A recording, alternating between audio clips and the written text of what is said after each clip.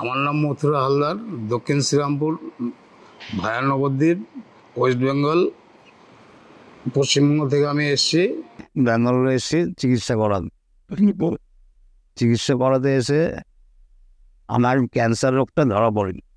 সবাই মিলে সহযোগিতা করেছে। বৈদি হসপিটালের ডাক্তার, নার্স সবাই ভালো লোকজন। ফার্স্ট সাহেব, গণেশ স্যার আমাকে খুব সহযোগিতা করেছে। সহযোগিতার সঙ্গে মানে আমার অপারেশনটা হয়েছে, খুব ভালো অপারেশন হয়েছে। 14 ঘন্টা সময় লেগেছে।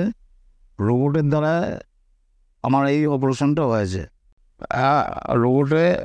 রোবটের সাহায্যে আমার অপারেশনটা হয়েছে, খুব ভালো অপারেশন।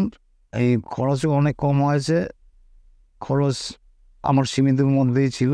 এর থেকে বেশি হলে তো আমি এই চিকিৎসাটা করাতে পারতাম না।